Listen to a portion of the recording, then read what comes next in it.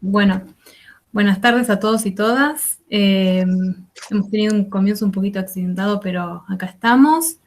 Bienvenidos, bienvenidas a la presentación de este libro que se titula Nanotecnología y Sociedad en Argentina, volumen 1, para una agenda inter y transdisciplinaria, cuyos compiladores son Mauricio Berger, Gonzalo Bailo y Tomás Carroza, que ha sido editado por el CELFI, el Centro Latinoamericano de Formación Interdisciplinaria, y la Universidad Nacional de Córdoba. Y esta presentación del libro es un esfuerzo conjunto de la Red de Pensamiento Latinoamericano en Ciencia, Tecnología y Sociedad, o Red PLATS, y de la Red Latinoamericana de Nanotecnología y Sociedad, o RELANS. Y para esta presentación contamos con la presencia de 3 comentaristas de lujo y de extensa trayectoria, a quienes voy a pasar a presentar. Ellos son, en primer lugar, Guillermo Foradori. Es antropólogo, es doctor en economía, es profesor del doctorado en estudios del desarrollo de la Universidad Autónoma de Zacatecas, en México. Es coordinador de la Red Latinoamericana de Nanotecnología y Sociedad, la mencionada RELANS. Es responsable técnico del proyecto Ciencia de Frontera 2019, una revisión crítica del desarrollo de las nanotecnologías en México acorde a las prioridades socioeconómicas nacionales. Es también miembro del Sistema Nacional de Investigadores del CONACYT, del nivel 3, y ha publicado diversos artículos sobre las implicancias sociales del desarrollo de las nanotecnologías y coordinado la colección de la editora Miguel Ángel Porrúa sobre nanotecnologías en América Latina, que lleva 6 volúmenes, y además, bueno, varias de sus publicaciones y actividades pueden accederse en la página de la RELANS, que es www.relans.org, por si les interesa consultarlas. En segundo lugar tenemos a Gabriela Trupia. Gabriela Trupia es licenciada en Ciencias Biológicas de la Facultad de Ciencias Exactas y Naturales de la UBA. Es diplomada en Comunicación Científica por la Universidad Pompeu Fabra. También es asesora de la presidencia de la CICPA, o Comisión de Investigaciones Científicas de la Provincia de Buenos Aires, desde el 2020. Es subsecretaria también de Vinculación Tecnológica y Transferencia de la Facultad Regional Delta UTN, secretaria de Desarrollo Económico de la Municipalidad de Zárate desde el 2015. Fue también, entre el 2014 y el 2015, secretaria adjunta de Investigación de la Facultad de Ciencias Exactas y Naturales de la UBA. También coordinó el programa de Nanotecnología y Sustentabilidad de la Fundación Argentina de Nanotecnología entre el 2012 y el 2013, y fue subsecretaria de Políticas en Ciencia, Tecnología e Innovación Productiva del Ministerio de Ciencia, Tecnología e Innovación Productiva entre el 2009 y el 2011. Asimismo, es docente de grado, de maestrías, de posgrados. Ha dirigido tesis y concursos docentes en la UBA, en la Universidad Nacional de Quilmes, la UTN, entre otras universidades, y ha participado en numerosos proyectos de política científica, tecnológica, en gestión ambiental, desarrollo sustentable, en diversos organismos públicos, nacionales e internacionales, como el Ministerio de Planificación Federal, la Secretaría de Ambiente y Desarrollo Sustentable de la Nación, el PNUD, el BID, entre otros. En tercer lugar, el tercer comentarista es Leandro Andrini. Es licenciado en Física por la Facultad de Ciencias Exactas de la Universidad Nacional de La Plata, y es doctor también por la misma casa de estudios, doctor en Ciencias Exactas. Es investigador adjunto del CONICET en el área de Química Física. Es profesor adjunto ordinario del Departamento de Matemáticas de la UNLP, profesor responsable en la formación de posgrado en Ciencia, Tecnología y Sociedad, y profesor colaborador en el curso de posgrado de la Universidad Compromiso Social. Es integrante y director, coordinador de diferentes proyectos de investigación. Ha dirigido varias tesis de grado y posgrado y ha dirigido estudiantes postdoctorales. Ha sido evaluador en diferentes instancias, en organismos nacionales e internacionales. Integra la mencionada RELANS, la Red Latinoamericana de Nanotecnología y Sociedad, por parte de Argentina, y es miembro fundador e integrante hasta la actualidad de la Cátedra Libre de la Universidad Nacional de La Plata en Ciencia Política y Sociedad, e integrante del comité editor de la revista Ciencia, Tecnología y Política, integrante de nuestra red, la Red PLATS, y contribuyente a la conformación de la Biblioteca Abierta Plachtet. Bien, estos son los 3 comentaristas que tenemos para el libro. Yo les voy a dar 20 minutitos a cada uno para que puedan hacer su crítica, su devolución, sus reflexiones en torno al libro. Y más tarde vamos a contar con un espacio de reflexión de los propios compiladores a quienes voy a presentar oportunamente. ¿Les parece? Si les parece, bueno, no sé si el doctor Foladori quiere empezar. Probablemente a los 20 minutos yo tal vez lo interrumpa para avisarle si su tiempo se está terminando, ¿sí? Muy bien, muchas gracias. Es un placer estar aquí con ustedes. Muchas gracias, Nevia, que estás coordinando esto. Saludo a Gabriela, saludo a Leandro, que están con nosotros. Obviamente a los elaboradores del libro, que es un trabajo impresionante, particularmente a Tomás, que estuvo trabajando conmigo para ajustar detalles y demás. Y vamos a comenzar entonces. Lo que yo voy a presentar aquí es un comentario, en realidad un principio de comentario, porque tengo muchísimas cosas sobre el libro, particularmente sobre el libro. ¿Cuál va a ser el enfoque que le voy a dar a este comentario? El mismo que pusieron como subtítulo del libro. El subtítulo dice, bueno, el título es Nanotecnología y Sociedad en Argentina, pero el subtítulo es sugestivo. Dice, para una agenda inter y transdisciplinaria. Entonces yo tomé esta idea y leí el texto en función de esto. Para una agenda es como decir, bueno, ¿y de aquí qué? ¿Cómo sigue esto? ¿Y cómo o qué papel juega la interdisciplinariedad, la multidisciplinariedad, etcétera, en esta cuestión? Entonces yo me voy a reducir a tratar este tema de cómo podemos seguir a partir de aquí en estos 2 tópicos. Ok, el libro está dividido en 3 grandes partes. Yo voy a tratar, en primer lugar, por partes, o sea, es imposible avanzar capítulo por capítulo, llevaría un tiempo muy grande y creo que todos quieren ver el partido. Entonces vamos a ir por partes y voy a tratar la primera parte. La primera parte tiene 3 capítulos. Uno sobre política tecnológica en general y nano, otro sobre regulación de nano y otro sobre normas ISO o la vertiente argentina, la traducción argentina de las normas ISO. Entonces aquí yo encontré 2 aspectos centrales que dan pie a poder avanzar sobre esto. El primero es la necesidad de discutir la diferencia entre medidas voluntarias y medidas obligatorias en lo que es lo que hoy se llama gobernanza, o digamos desde los años 90 se utiliza esa palabra para combinar medidas voluntarias y medidas obligatorias. Esto es sumamente importante a nivel mundial, no solamente para nano, para todo, pero es importante en particular para nano. Hoy en día se está discutiendo fuertemente las medidas obligatorias por la Unión Europea. De hecho, ya sacaron una nueva regulación de químicos el año pasado y están ajustando todavía algunas cosas. China también sacó en el 2020 una nueva regulación, o sea, el equivalente del REACH de la Unión Europea chino, y lo corrigió totalmente, y también tienen cosas específicas sobre nano, de manera que es un tema muy importante, pero a mayor velocidad avanzan lo que son las normativas voluntarias, y la ISO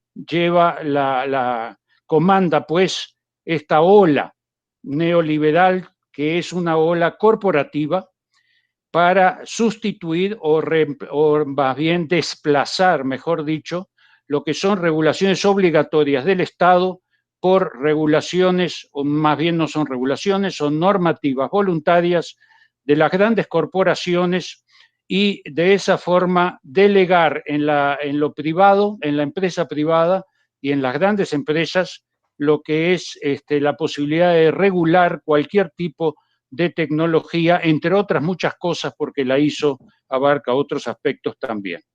De manera que este es un tema muy importante que creo que debe ser tratado. Además, En el caso de las nanotecnologías en particular, en América Latina prácticamente no hay ninguna regulación obligatoria, salvo cuestiones súper marginales. Se señala en uno de los capítulos de esta primera parte una iniciativa, creo que del 2019 o 2020, en relación a los productos farmacéuticos. Ya había Venezuela antes, en el 2015, había colocado la necesidad de tratar todo lo que son los productos farmacéuticos con nano en forma específica y no como los químicos en tamaño mayor. Este es el segundo caso, pero es un hecho totalmente circunstancial y marginal dentro del conjunto. El hecho es que en América Latina, en México en primer lugar, pero también en Brasil, en Chile, en Costa Rica, en Perú, en Argentina, las ISO o la traducción de las ISO nano está avanzando rápidamente. De manera que este es un punto muy importante. En términos de la interdisciplina y demás, ni hablar. Necesitamos aquí colaboración de todos los sectores de derecho. Esto es muy importante. Derecho internacional, derecho laboral. No es casual que la mayoría de los sindicatos se opongan a las normas ISO. Hay muchas razones para ello. En gran medida suplantan normas de la OIT y por lo tanto atenta contra los derechos de los trabajadores, y eso significa que además que lo inter y transdisciplinario debe de incluir organizaciones sociales y sindicatos también. Esto es muy importante porque ellos tienen una visión de la experiencia histórica que va mucho más allá de lo que nosotros aprendemos en la academia. Entonces, ese es un primer punto que quería señalar. El segundo gran punto de esta primera parte es el tema de las fuerzas internas y externas para el desarrollo de las nanotecnologías, en particular en Argentina. Porque esto es una cuestión que a mí me parece que está faltando. O sea, ¿cómo se llega a que las nanotecnologías tomen fuerza en los distintos países y en particular en Argentina? No es solo, ni siquiera creo yo, lo más importante, la política económica. La política económica se monta sobre una trayectoria que es una trayectoria histórica, para lo cual necesitamos historiadores de ciencia y tecnología y de varios aspectos en particular, que tiene elementos internos y elementos externos. Entre los elementos internos, uno de los principales es el tema del desarrollo de la química y la física, que a partir de la Segunda Guerra Mundial, con la bomba atómica, toma una importancia fundamental en su desarrollo, sobre todo en lo que es energía nuclear. Esto no es solo en Argentina, pero también es en Argentina. En México es lo mismo, en Brasil es lo mismo, y esto ¿qué hace? Hace que, llegados finales del siglo reciente pasado, exista un cuerpo de académicos y de investigadores en química y física sólido que permite incorporar esta novedad tecnológica y científica. Esto es muy importante. Pero acá hay que señalar un gran detalle, digamos, y es el hecho de la tecnología. No basta con tener capital humano, como se dice hoy en día, aunque el término es bastante horrible, porque no alude a lo central del concepto de capital. Pero bueno, no basta con tener gente calificada para trabajar estas áreas. Hoy en día es necesaria tecnología y infelizmente la tecnología es importada.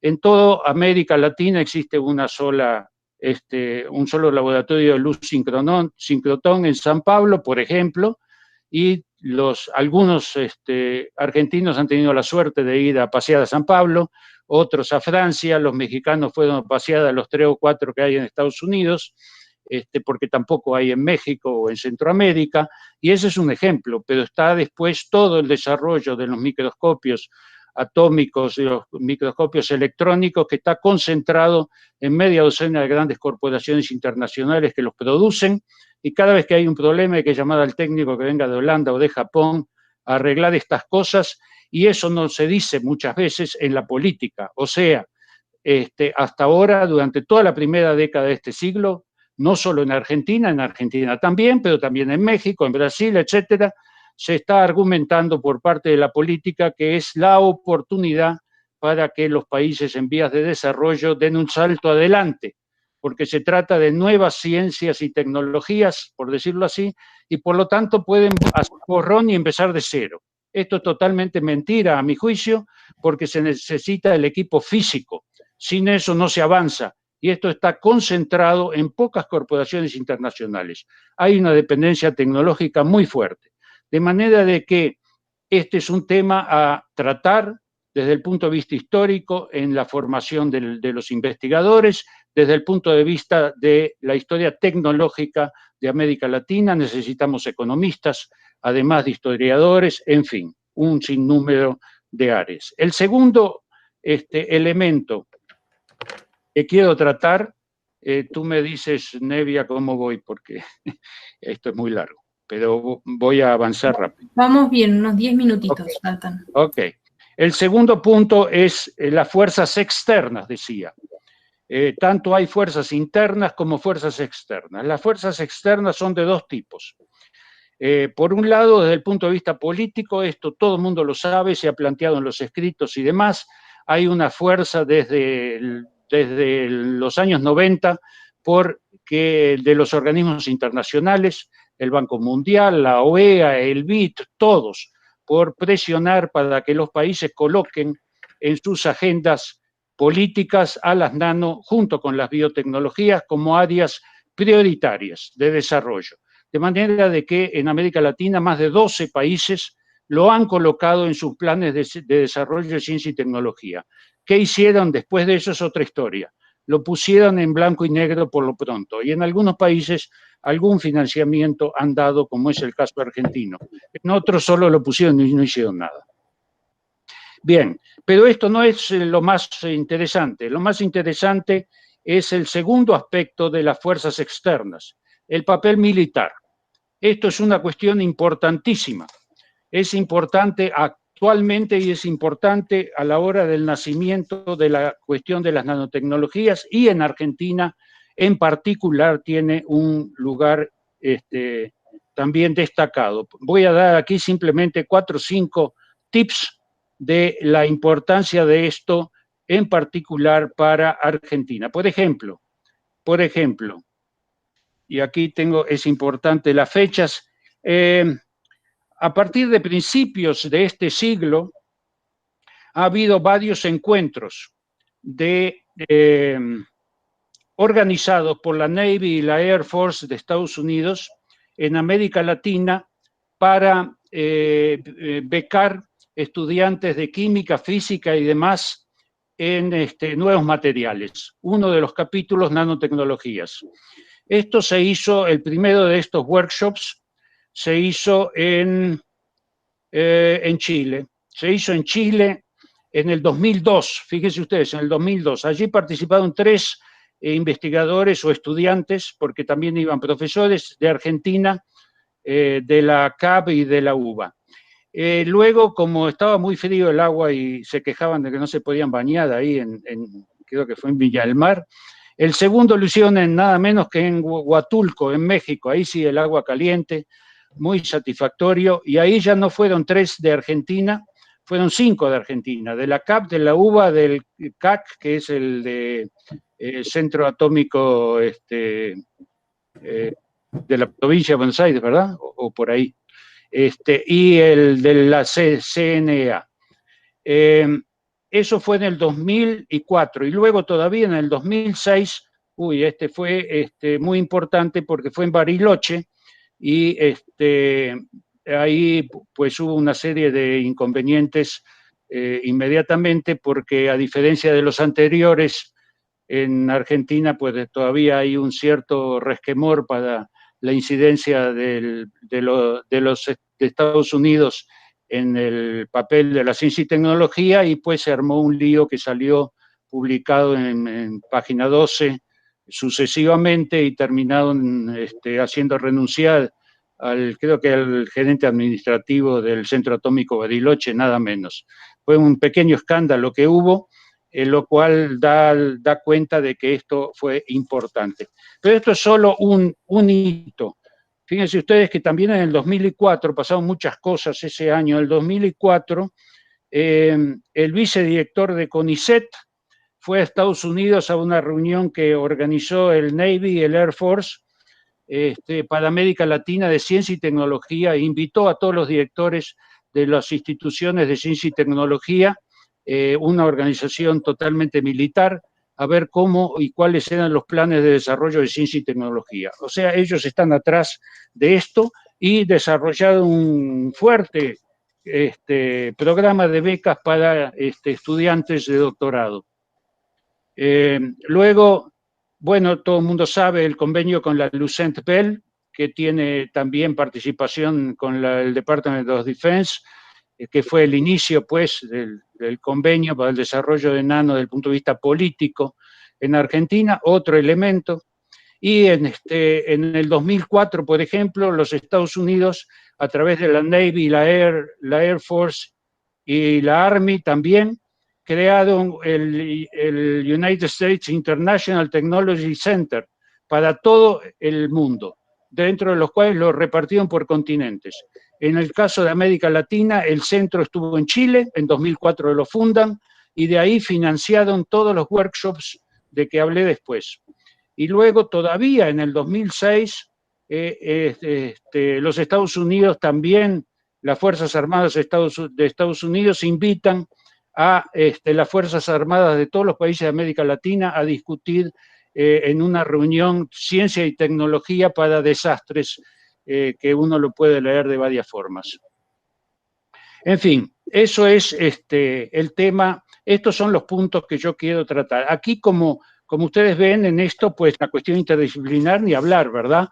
Es prioritaria desde cualquier punto de vista, ético, político, diablos, económico, en fin, etcétera, etcétera, etcétera.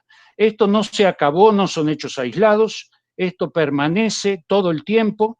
Yo tengo muchos ejemplos de México, hay grandes centros de formación de nanotecnología en México que por la cercanía, la experiencia histórica y demás mandan a laboratorios militares en Estados Unidos a hacer estancias y bueno, da para mucho. Entonces, supongo yo que ya estoy sobre la hora. Acá tenemos un problema, porque apenas he largado algunas ideas sobre la primera parte. De manera que yo me pongo a disposición, porque no quiero ocupar el tiempo de los demás, para seguirlo en otra oportunidad con la segunda y tercera parte, si les parece, más adelante. Impecable con el tiempo. Muchísimas gracias, doctor Foradori. Al contrario, es un placer. Invito a la doctora Trupia. Bueno, muchas gracias, Nevia. No soy doctora, no quiero hacer usurpación de títulos ni honores. soy bióloga, una simple bióloga por ahora. Bueno, primero, muchísimas gracias por invitarme. Realmente fue una sorpresa el llamado de Tomás, porque si bien, como hablábamos hoy más temprano con Mauricio, he estado relacionado a la nanotecnología desde muchos lugares a lo largo de los últimos 10 años, tal vez más, de mi carrera. No soy nanotecnóloga, no soy investigadora, sino que estuve más ligada a los temas de gestión y de política, y así que fue una grata sorpresa que me hayan invitado y una responsabilidad haber leído el libro para estos fines.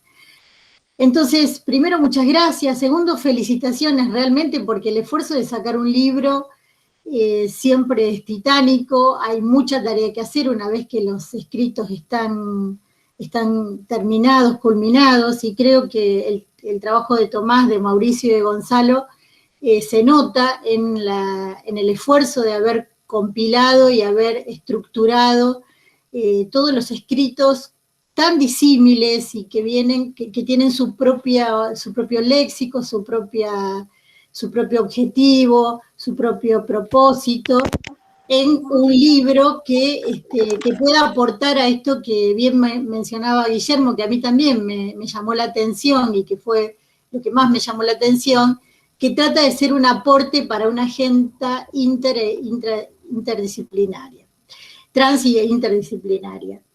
Y a mí una de las cosas que además de ese título, de ese subtítulo, digamos, me llamó la atención, también me entusiasmó que dijera volumen 1, porque creo que entonces ahí está la oportunidad de que vamos a seguir manteniendo esta iniciativa por más tiempo, con nuevos escritos y con nuevas compilaciones también, porque como le dije, esta manera de agruparlos se ve que no ha sido casual, ha tenido un trabajo detrás. Así que, primero, para reseñar este libro y para comentarlo, digo que felicitaciones y que espero yo particularmente que venga un volumen 2 que amplíe y que invite a más colegas a transitar este tema de la escritura, sobre todo en estos temas donde hay tanta controversia, pero que me parece, o por lo menos en mi caso, ayuda muchísimo tenerlo por escrito, tenerlo ordenado, tenerlo por escrito y poder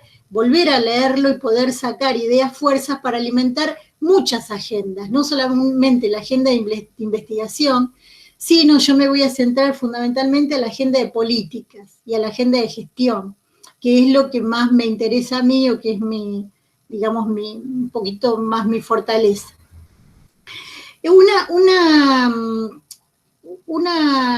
Algo que siempre me extraña y que es motivo de reflexiones en mi caso es cómo podemos hacer los que estamos en políticas para hacernos de las reflexiones y las recopilaciones fundadas y reflexivas de los investigadores e investigadoras en estos campos para poder retroalimentar las políticas. Eso pasa rara vez.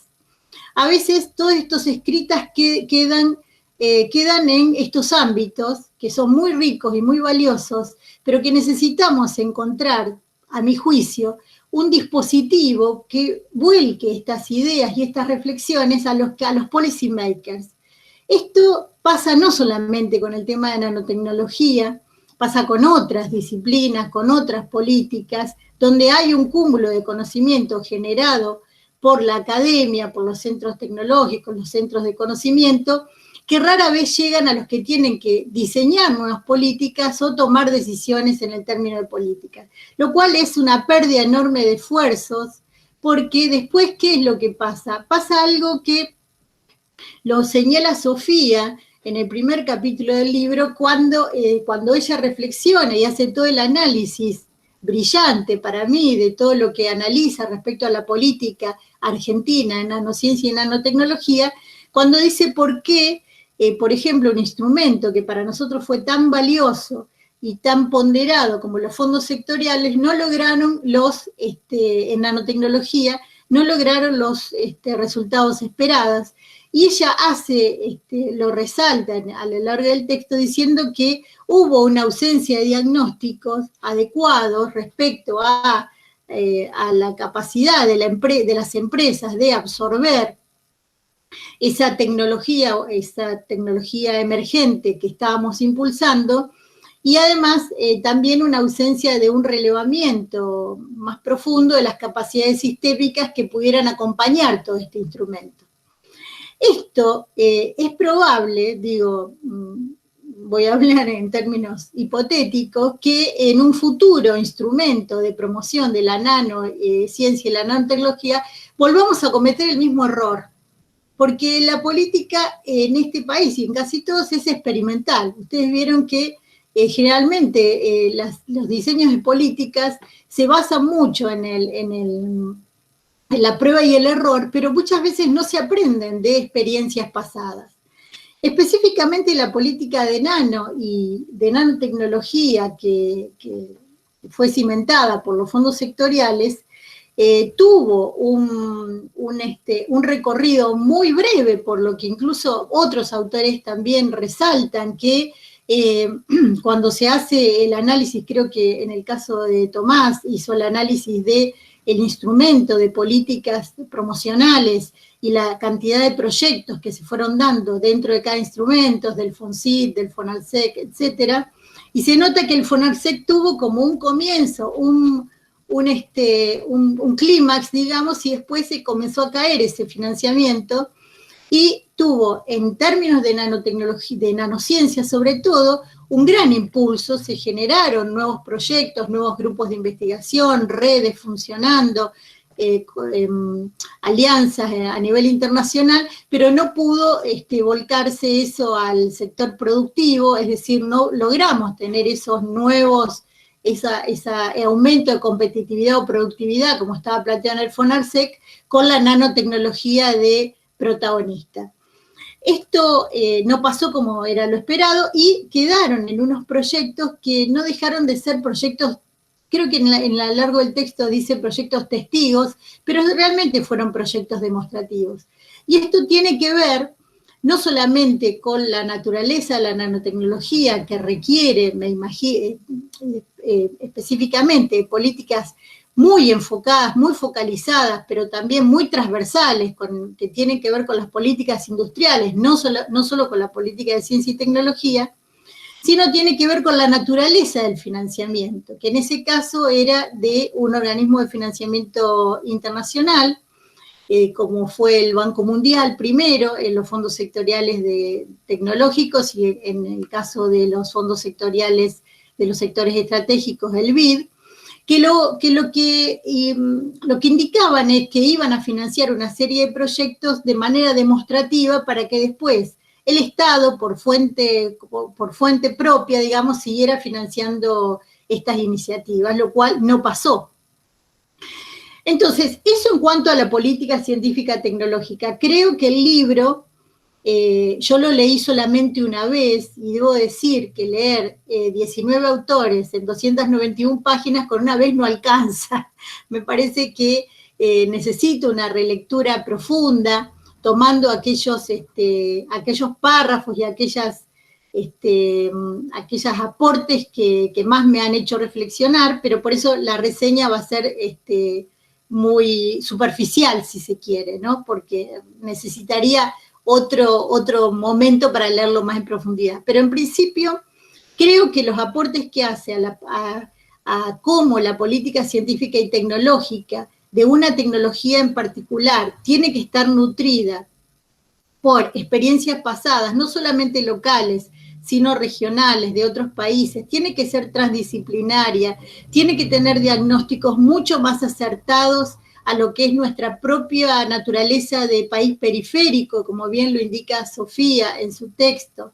Tiene que tener además la visión de la sostenibilidad económica, después voy a hablar del resto de los aspectos de la sostenibilidad, para poder, y tiene que ser netamente transversal a las políticas públicas, fundamentalmente al industrial. Me parece que es lo que más me deja como impronta para poder tomar este libro como de cabecera para ver qué puede pasar, esta agenda futura de la nanotecnología. Y yo creo que lo que le agregaría al subtítulo de Agenda Trans e Interdisciplinaria es que tiene que ser interjurisdiccional, tiene que tener varias jurisdicciones en juego, sobre todo jurisdicciones de tipo política, y mientras lo iba leyendo, recordaba que cuántos instrumentos de política también en nuestro país y en nuestras propias instituciones no utilizamos adecuadamente. Por ejemplo, en el Ministerio, ustedes saben que está creado el Ministerio de Ciencia y Tecnología de la Nación, el GATEC, el Gabinete Científico Tecnológico, que se supone que es una instancia de articulación interministerial en donde se van a discutir las decisiones más importantes para ser tomadas en ciencia y tecnología. Y ese gabinete no solamente tendría la posibilidad de articular las políticas, por ejemplo, de nanotecnología, la política científica con la política industrial, sino además, y aquí entro en el resto de los aportes que me impactaron, en este tema de cómo se construye la agenda teniendo más participación pública. Ni hablar la participación ciudadana, que es un tema el cual no voy a abordar porque me excede, pero participación de otros actores, es decir, en un gabinete mismo podría estar sentado el Ministerio de Trabajo y también permear este tema hacia los trabajadores, el Ministerio de Desarrollo Social, y que estén las organizaciones involucradas, el Ministerio de Economía con las organizaciones de consumidores, es decir, todos los actores que a lo largo del libro se van mencionando como actores relevantes para construir este borde de la nanotecnología que no es patrimonio ni de determinadas disciplinas tecnológicas ni científicas, ni siquiera de un ministerio, es patrimonio de toda la comunidad que va a tener los beneficios, los perjuicios de poner de vivir con esta tecnología ya en juego en sus productos, en sus servicios, en sus nuevos materiales, etcétera. Entonces yo creo, hablando de, también, bueno, me impactó mucho aquellos capítulos que refieren a la necesidad de abrir, de pasar de lo que dicen los autores, de una comunidad, de una evaluación de expertos a una comunidad de expertos, es decir, transitar mucho más la comunicación científica y tecnológica, pero para que haya una verdadera participación en qué aspectos la nanotecnología en este caso, pero podemos referirnos a otras tecnologías también, impactan en nuestras vidas cotidianas y cómo la agenda pública y digo porque está fondeada con recursos de todos y todas los argentinos, debe ser puesto en juego esa información para poder tomar decisiones y poder no solamente estar informados, sino a su vez tomar decisiones. Y ahí vuelvo a otras instituciones que también tienen que estar involucradas, por eso hago hincapié en una agenda interinstitucional, interjurisdiccional, como los sindicatos, los comités de ética, que ahí en el texto, en el libro se menciona el comité de ética del Ministerio de Ciencia y Tecnología, pero nosotros tenemos comité de ética en todas las instancias de generación de conocimiento, en todas las universidades, en el CONICET, en todos lados donde se genera conocimiento, hay un comité de ética donde estos temas se ponen en juego. También, bueno, como mencioné, los organismos de consumidores. Yo recuerdo que a lo largo de toda mi vida cercana a la nanotecnología y sustentabilidad, en el programa que habíamos iniciado en la FAM, tuvimos contacto con muchas organizaciones, no solamente nacionales, también internacionales, que tomaban este tema desde la comunidad. Habíamos empezado a hacer contactos incipientes con un grupo de la CGT que estaba preocupada por estos temas, sobre todo el tema de los trabajadores, también con los organismos regulatorios, con el ANMAT, con el SENASA, obviamente la Superintendencia de Riesgos del Trabajo, con la cual tuvimos muchas conversaciones. Desde la Fundación de Argentina de Nanotecnología creíamos que no podíamos hacer una promoción responsable si no mirábamos estos temas con detalle.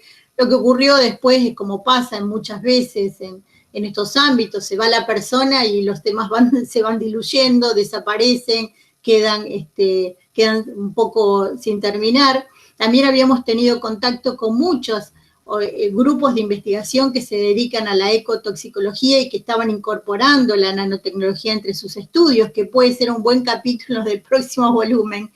Y teníamos la intención de llevar esta agenda de cómo impulsar estudios de nanosustentabilidad, responsabilidad, cuestiones sociales al ministerio para que haya convocatorias específicas y generar nuevo conocimiento con este abordaje también interdisciplinario y transdisciplinario, pero además que contemplara en sí mismo este dispositivo de transferencia a los estados nacionales, provinciales, municipales, a los policymakers.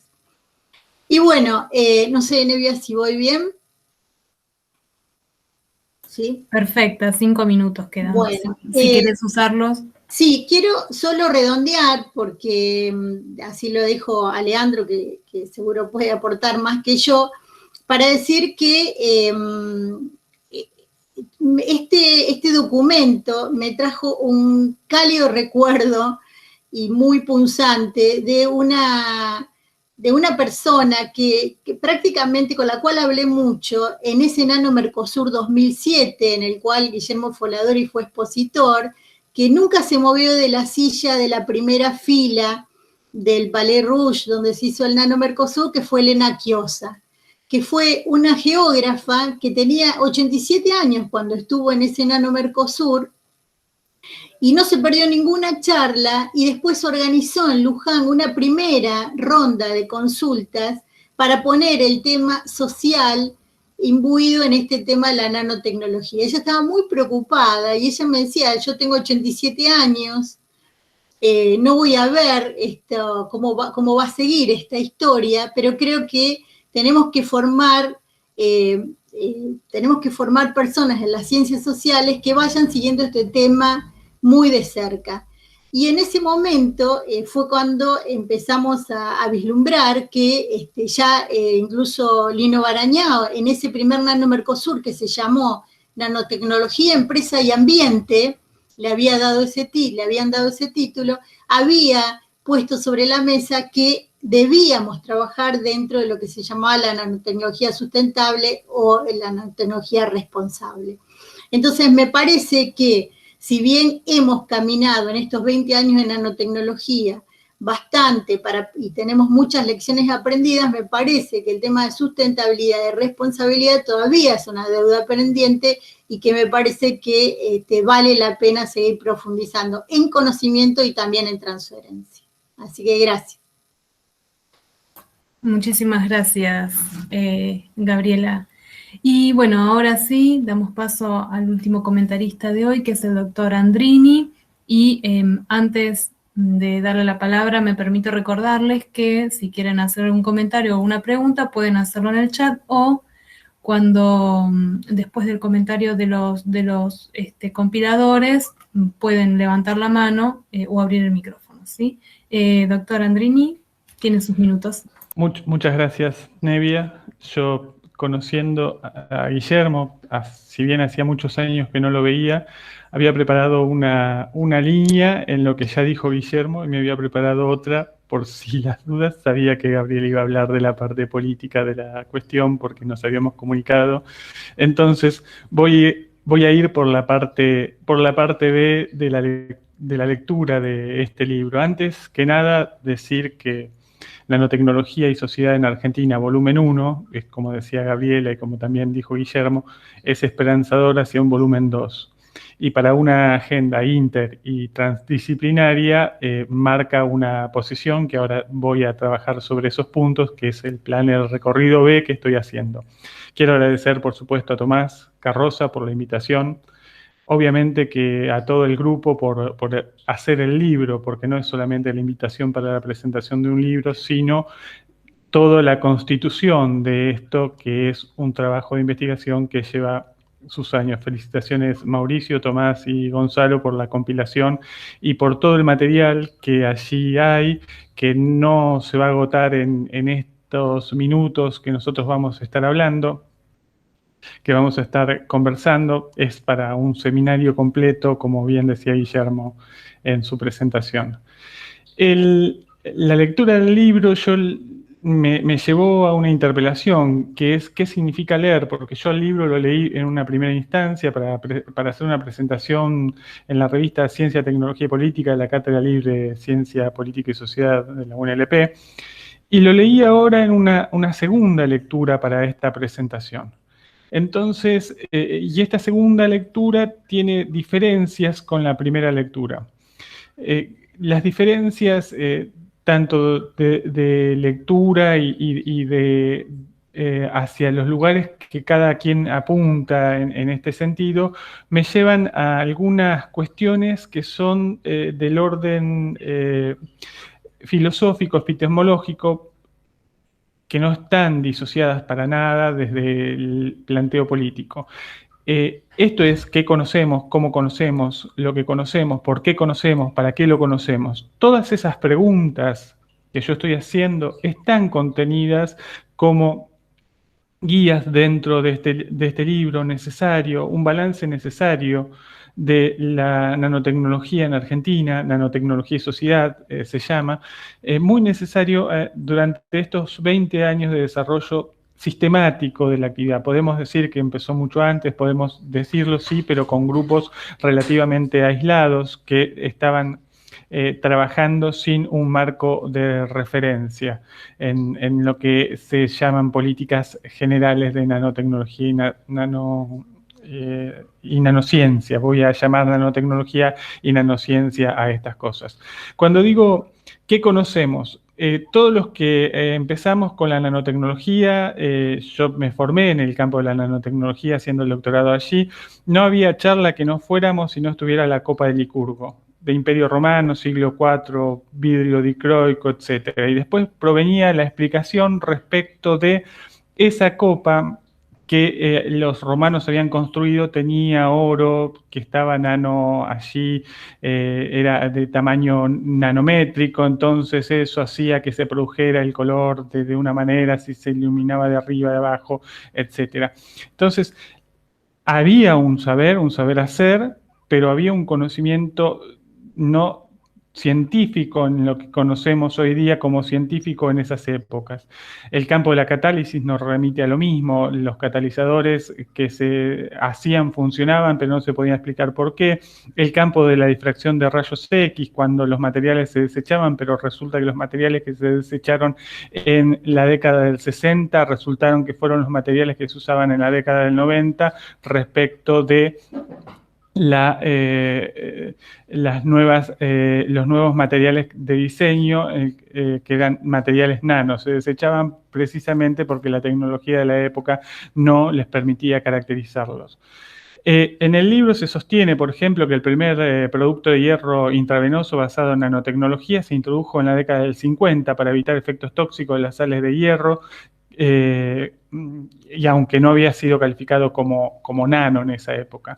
En el 59 aparece la famosa frase de Feynman, la famosa conferencia de Feynman, hay mucho espacio en el fondo, y en el 63 Terrell Hill saca un libro que se llama Termodinámica de los sistemas a pequeña escala, y ese libro, que es Termodinámica de los sistemas a pequeña escala, fue totalmente desechado por la hegemonía pensante en la física de esa época y se convirtió, y ahí voy a qué conocemos, se convirtió en un libro de referencia por los 2000, es decir, pasaron casi 40 años para que un conocimiento se asentara y se volviera hegemónico. En este sentido también, ¿qué conocemos? Aquí estoy haciendo un rápido repaso que en el libro está sustentado respecto de estos 20 años de nanociencia y nanotecnología en la Argentina, en la construcción del conocimiento científico. En el libro está la construcción del campo, está todo eso, se vislumbra y nos lleva en términos de la pregunta ¿cómo conocemos lo que conocemos? Y en el libro se proponen una respuesta. Lo tenemos que conocer de manera inter- y transdisciplinaria.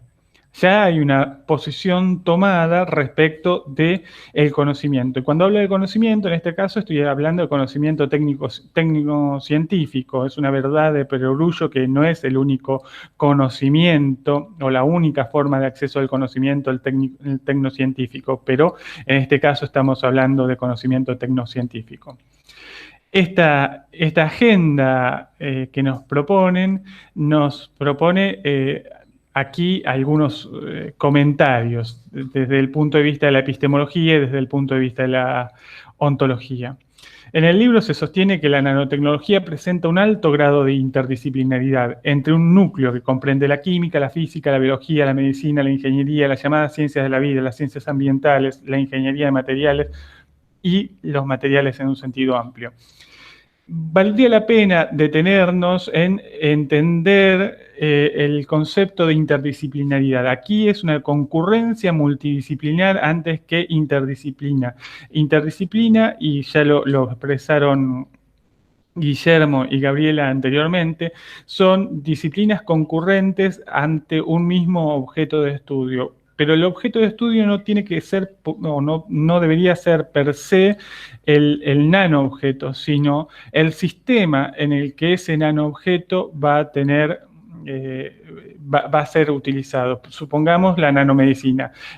El nanofármaco no es el sistema interdisciplinario, sino la medicina o la nanomedicina en su conjunto y la multiplicidad de disciplinas concurrentes que deberían atender a ese campo. Esto, además de marcarnos una agenda de tipo científico-tecnológico per se, también nos marca una agenda política. Y aquí sacamos la camiseta del Plactet. ¿Por qué? Porque la citan a Edgar Morin, sistemas complejos e interdisciplinaridad. Y a mí me gustaría desplazar a Morin por un pensador mucho más rico que Edgar Morin, pero nada más que no nació en Francia, que sí trabajó muchísimo en Argentina, mucho más en México, donde terminó falleciendo, que es Rolando García. Rolando García nos propone que debemos conseguir un marco epistémico común para trabajar una agenda interdisciplinaria y una relación entre el objeto de estudio y las disciplinas a partir de las cuales realizamos el estudio. En este sentido, en el que todo conocimiento es una abstracción de una parte, pero en una parte de la realidad, pero el problema no reside tanto en qué parte se fragmente, sino en la manera de cómo vamos a fragmentar esa parte y para qué vamos a fragmentar esa parte. Eso me parece que en el libro ese recorrido está bien vislumbrado en términos de cómo han fragmentado partes, tanto en el riesgo, en las aplicaciones en lo nano, en las regulaciones, en la última parte donde bien se habla de esta cuestión de la creación de los comités, en definitiva, la comitología, me gustó esa palabra, la comitología. El libro nos propone ese recorrido, en definitiva, de una agenda interdisciplinaria o multidisciplinaria. De alguna manera está allí ya dicho. Eso, obviamente, que nos impone miradas. Cuando digo impone, no lo quiero decir en un sentido que es dictatorial, sino que nos da un posicionamiento sobre la manera de ver el mundo y nos propicia, además, un enfoque hacia una agenda. En este sentido, también el libro, cuando yo me empecé a preguntar esta cuestión de qué leemos, cómo lo leemos y qué significa leer, aquí hay una combinación, se presenta en este libro una combinación de los sistemas complejos de Rolando García, podríamos decir de la ciencia con la gente, de Fontowitz y Rabbet, y la ciencia sin freno de Guillermo Folguera.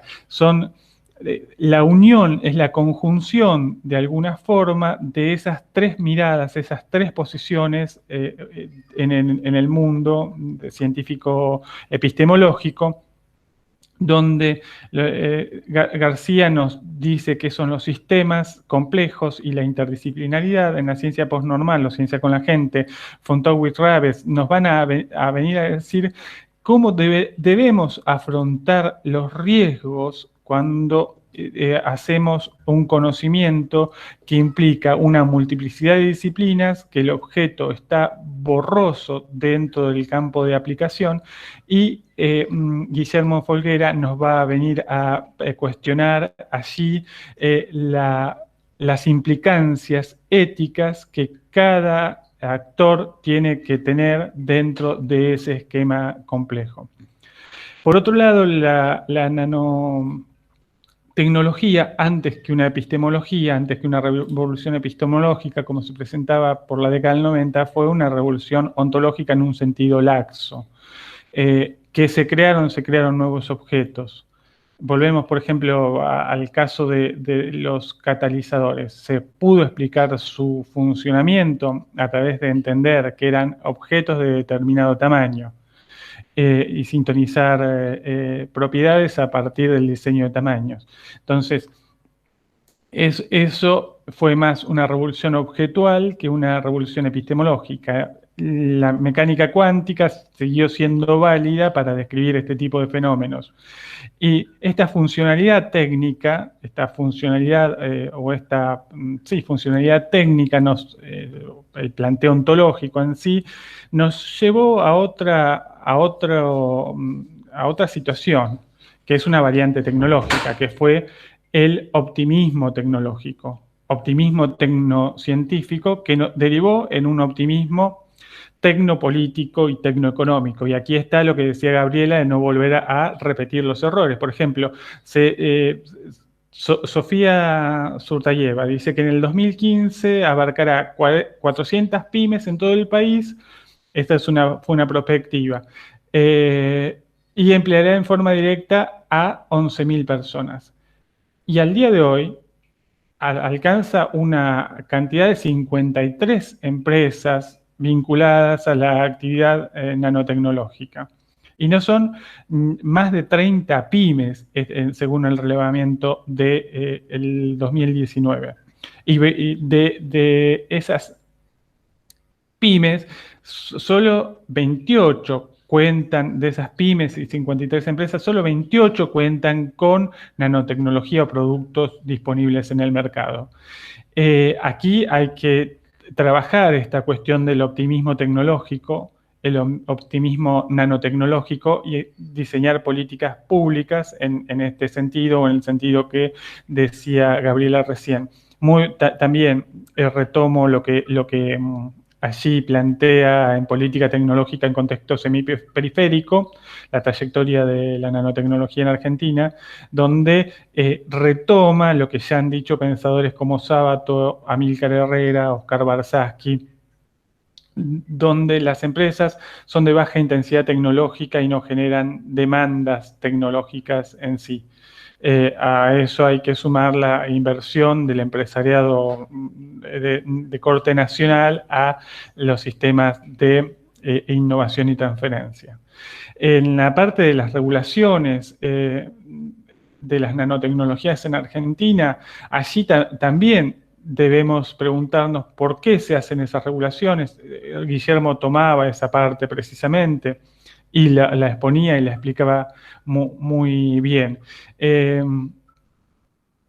Gonzalo Bailo allí dice que la nanotecnología se incluyó como una de las 3 tecnologías de propósito general consideradas prioritarias. Pero más adelante en el propio libro dice, y se sostiene esta posición de alguna manera, que es la de Diego Hurtado, que en la Argentina la nanociencia y la nanotecnología no fue ni podría haber sido gestionada como una tecnología de propósito general, categoría que a su vez, a juicio de Diego Hurtado, es una conceptualización errónea. Que comparto también que es una conceptualización errónea en este sentido de interdisciplinaridad que hablé anteriormente. Y Diego Hurtado afirma que si se hubieran puesto en juego capacidades más sofisticadas para el diseño de políticas, para la nanociencia y la nanotecnología, las condiciones que impone el sistema económico mundial y la estructura productiva periférica de la Argentina excluyen del horizonte la posibilidad de que la nanociencia y la nanotecnología puedan ser asimiladas por las estructuras productivas locales. ¿Por qué? Porque esta cuestión de centro-periferia de la cual Diego habla en ese artículo. Cuando hablamos, ya voy terminando, así no se nos acaba el tiempo, me quedan muchas cosas por decir y por comentar de este libro, pero las prioridades seguramente surgen luego en el debate en términos de lo que es el libro y los comentarios que podamos hacer. ¿Por qué conocemos lo que conocemos? Que también está en relación para qué conocemos lo que conocemos. Y aquí, de nuevo, vienen las preguntas y las dudas que son políticas. ¿Conocemos, hacemos nano para la funcionalidad de nanomedicamentos para la gran empresa farmacéutica? ¿Hacemos las regulaciones de acuerdo a lo que nos pide la Organización Mundial del Comercio? ¿Hacemos las especificaciones en nanociencia nanotecnología, mejor dicho, respecto de toda la demanda internacional que está concentrada y hegemonizada? Esto es una pregunta que la tenemos que definir en los términos políticos de la sociedad que construimos, porque el título es Nanociencia y Sociedad en Argentina. ¿Qué parte de la sociedad está involucrada dentro de la nanociencia que producimos? Y si esa nanociencia que producimos, ¿cómo llega a la sociedad? En alguna parte se proponen los spin-off en las universidades, y esos spin-off en las universidades terminan o derivan, si es el modelo americano, en que la nanociencia y la nanotecnología, mejor dicho, en términos de producto, llega a la sociedad, pero es un bien de mercado. Entonces también eso nos impone otra mirada que tiene que ver con una propiedad mucho más cultural respecto del país, más allá de los contextos centrales y semiperiféricos en términos económicos, sino en una mirada de construcción de la sociedad que implica inclusive hasta, Guillermo hablaba de todo el marco de abogados, divulgadores. Estoy hablando en términos genéricos, no estoy usando lenguaje inclusivo, disculpen, para acelerar los tiempos. Todo ese andamiaje concurrente de disciplinas para la construcción de nuevas miradas respecto de lo que hacemos científicamente y tecnológicamente. Cuando decía, ¿para qué lo conocemos? Allí tenemos la nanotecnología en el foco de la innovación farmacéutica. Y esto es interesante también, la pandemia lo ha marcado a esto, en términos de tener este bagaje de determinada capacidad científica, voy a llamarla para simplificar, ciencia básica o desarrollos básicos de ciencia para dar los saltos hacia las categorías de transferencia. Aquí hay lo que, pensándolo, voy a llamar la paradoja del córner o del tiro de esquina, porque estamos, y esto también a quienes hacemos de alguna manera gestión en el área de la ciencia y la tecnología, estamos muy acostumbrados a achacar al científico que hace solamente investigación y no se preocupa por la transferencia. Esto es como pedirle, voy a poner un ejemplo muy canónico, es como pedirle a Messi... Leandro, sí, ya termino. Tendríamos que ir cerrando. Sí, es como pedirle a Messi que patee el tiro de esquina, vaya al área y cabecee y haga el gol. Entonces, tenemos una mirada de esa naturaleza en el sentido de la transferencia, cuando deberíamos también articular un sistema de transferencia tecnológica. Y aquí es el lugar de los tecnólogos, las tecnólogas, antes que de la investigación científica básica para la transferencia tecnológica. Es un debe de las políticas públicas argentinas en este sentido. Y bueno, lo mismo que Guillermo y ya han dicho Guillermo y Gabriela, felicitarlos por el libro. Hay que leerlo, es para hacer un seminario respecto de este libro. Muchísimas gracias por la invitación a esta exposición y nada más, nada que decir respecto de el gran trabajo que hicieron para retratar 20 años de desarrollo sostenido de nanociencia y nanotecnología en Argentina. Muchas gracias. Perdón el papel de tirana que tengo que hacer, pero bueno, es mi... No pasa nada. Mi potestad, mi privilegio. Bueno, muchísimas gracias a los tres comentaristas. Y ahora a mí me gustaría presentar, aunque sea muy brevemente, a los compiladores, porque yo sé que son muy humildes, pero de todas formas, como los tres comentaristas resaltaron, es un gran trabajo hacer una compilación de un libro como este. Por lo tanto, me gustaría contarles que algo un poquito sobre los tres compiladores. Ellos son Mauricio Berger, que es doctor en Ciencias Sociales, investigador adjunto del CONICET, profesor adjunto, miembro del Instituto de Investigación y Formación en Administración Pública por la Universidad Nacional de Córdoba, integrante del proyecto PRIMAR, Nanomateriales, director editorial de la revista de Administración Pública y Sociedad y miembro de la red de Nanotecnología Sociedad Medio Ambiente. Por otro lado está Gonzalo Bailo, que es becario CONICET, docente de Derecho de las Obligaciones y de Derecho de Daños en la Facultad de Ciencias Jurídicas y Sociales de la Universidad Nacional del Litoral, y miembro del Centro de Investigaciones en Derecho de la misma universidad. Y por último, Tomás Carroza, que es ingeniero agrónomo por la Universidad Nacional de Mar del Plata, magíster en agroeconomía también por esa universidad, doctorando en desarrollo económico por la Universidad Nacional de Quilmes. Tiene un posgrado en investigación, transferencia y desarrollo en la Universidad Pública por UBA Claxo y es docente investigador del Departamento de Ciencias Sociales de la Facultad de Ciencias Agrarias de la Universidad Nacional de Mar del Plata. Bien. Tomás, Mauricio, Gonzalo, si quieren hacer comentarios con respecto a las reflexiones de Guillermo, Leandro y Gabriela. Y permítanme recordarles también que si alguien del público tiene alguna pregunta o algún comentario, puede escribirlo en el chat o levantar la mano en el espacio que se va a abrir posteriormente. Adelante, el que quiera de ustedes. Bueno, en primer lugar, nada, agradecer. La verdad que mientras escuchaba es por momentos hasta, al menos para mí, emocionante, porque uno nunca sabe la repercusión de lo que uno hace y la verdad es que cuando uno ve las lecturas, la profundidad, los temas que van surgiendo, las cosas que inclusive ni siquiera uno, digamos, las preguntas que surgen que uno ni siquiera se las hace cuando la obra está hecha, y creo que esa riqueza en ese diálogo me parece que es increíble. La verdad que escucharlos es un placer, inclusive me alegra que esta charla quede luego en YouTube porque creo que hay muchísimas puntas.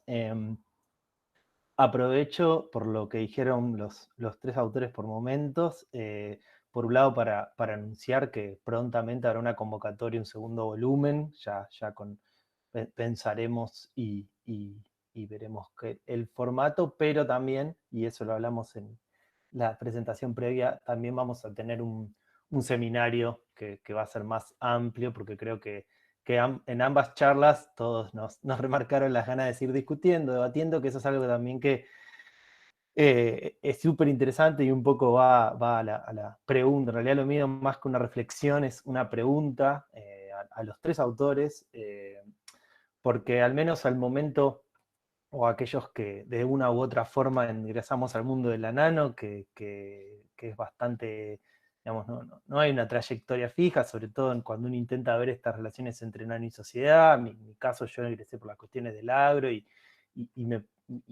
fui construyendo y me permitió construir redes, conocer un montón de gente, pero nada, mi pregunta a los tres autores es un poco, en la línea me acordaba mucho, sobre todo escuchándolo los tres, de este título, el de Debe y Suri, o inventamos o erramos, de esa agenda de la nano y de esa cuestión que al menos a mí me parecía que cuando yo arranqué a ver lo que era la nano estaba con un momento, como dicen hoy, el hype, ¿no? De qué era lo que se venía y que era el futuro y que era la innovación y que había muchísimas promesas, como marcó Leandro, y después pareció que entró en una meseta, ¿no? Pero luego cuando retomé las cuestiones para este libro, más que en una meseta, uno empezaba a ver que la nano en algunas cuestiones empezaba a mutar, tal vez por una estrategia de ver comparado a las biotecnologías, los problemas con los riesgos, los debates públicos, como esta cuestión que decía Leandro de medios públicos, como que la nano generó una especie de agenda propia para no tener esa exposición, pero en toda esa cuestión mi pregunta, que hubo algunos indicios, pero tal vez me gustaría escuchar un poco más, es ¿cómo piensan o de qué cuestiones se puede pensar una nanotecnología, podríamos decir, regional, latinoamericana, con una impronta? Si es posible o si la nano está siempre sometida a estas tensiones entre las agendas globales y locales que por momentos parecieran que no se pueden solucionar, que la nano llega con ese impulso desde la iniciativa de Estados Unidos, la NNI, y está en esa lucha. Entonces, un poco mi pregunta es, si, digamos, ¿cómo ustedes ven o qué indicios ven para pensar una agenda propia? Que han dicho algo, pero pero nada, y sobre todo si es posible o si a veces ese pesimismo que uno tiene ve que la nano ha quedado a veces atrapado en esta cuestión de los campos más academicista, o en otros casos como en la biotecnología, que en nuestro país, en Argentina, sabemos que ha tenido una trayectoria con sus complejidades respecto de la posibilidad de pensar una ciencia más autónoma, ¿sí? No desconectada, pero sí poder tener esa impronta de estos autores de la red Plax, ¿no? que es la que nos junta en parte de la charla. Entonces, mi pregunta es que, si pueden seguir, ¿no? Una breve reflexión respecto de esto, ¿no? Que si es posible pensar una nanotecnología con una impronta regional, o creen que las tensiones alrededor de la nano, a partir de sus vivencias y de sus trayectorias, nos encuentran en esta especie de encerrona de que la nano va a seguir siendo como una marca que está ahí y irá mutando digamos, y no podrá tener esas formas nacionales o esas formas regionales. Pero bueno, no sé si se ha entendido la pregunta o hacia dónde pienso que me gustaría ir la reflexión, pero bueno, si se llegó a entender, les pido un poco si pueden ahondar en eso, que me resulte interesante. En parte un poco por lo que puse en mi capítulo, intenté pensar de ver esta cuestión, ¿no? De que la nano es un nombre, pero cuando uno indaga, al menos en nuestro país, que eso fue lo que uno le pasó, no es que la nano haya desaparecido, pero sí mutó y ha quedado como en una especie a veces de éter, digamos, no tenía ese impulso, y en realidad no es que ese impulso desapareció, sino que tomó otros nombres, y la nano como producto, como marca, tal vez no es lo que pretendía ser. Pero bueno, esa es un poco, si pueden reflexionar respecto de eso, si se entendió algo de lo que dije. Así que nada, le cedo la palabra a quien quiera responder.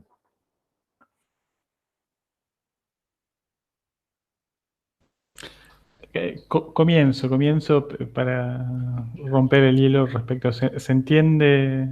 Ah, perdón, Guillermo levantaba la mano. No, está bien, Leandro, si podemos hacer primero Leandro y después Guillermo, ¿se les parece? Bien, sí, no hay problema. La pregunta tuya, Tomás, es una pregunta muy... que encierra dificultades, las dificultades es siempre esta idea de la conexión-desconexión del mundo. ¿Cómo haces para estar conectado y desconectado a la vez? Por decirlo de alguna manera. Simplista lo estoy diciendo yo. Lo nano, las nanotecnologías, pensemos los desarrollos que son necesarios, de una agenda de la necesidad, de lo necesario, antes de una agenda que te la imponga el marketing en el mercado. Eso en términos de políticas públicas, debería primar eso, si es el Estado quien va a financiar la investigación y la transferencia, la investigación y el desarrollo, como viene siendo hasta ahora. Ese es un debate que se puede dar por un lado, ¿sí? Priorizar eso, las líneas, o lo que Barsaski llamaba, y acá están los barsaskianos que adhieren al criterio de importancia. Criterio de importancia, ¿sí? No el criterio de verdad, el criterio de importancia. ¿Por qué es importante tal tecnología? ¿O para qué sirve en la escala productiva esta nanotecnología? ¿O para qué sirve en tal circunstancia sociocultural esta escala nanotecnológica? Entonces ahí ordenás de alguna forma el debate y las prioridades. No te vas a desconectar de determinadas cuestiones, porque vas a necesitar cosas de punta, vas a necesitar caracterizar esos materiales, vas a necesitar ordenarlos de determinada manera, vas a necesitar esos dispositivos que hablaba Guillermo, que están concentrados en poquitas manos. Yo, en el laboratorio en el que he trabajado toda la vida, es el único equipo de absorción de rayos X que hay fuera de Rusia, y lo fabrica una única fábrica, que es Rigaku, y cada vez que se entra una basura en el filtro hay que llamar a Japón, por ejemplo.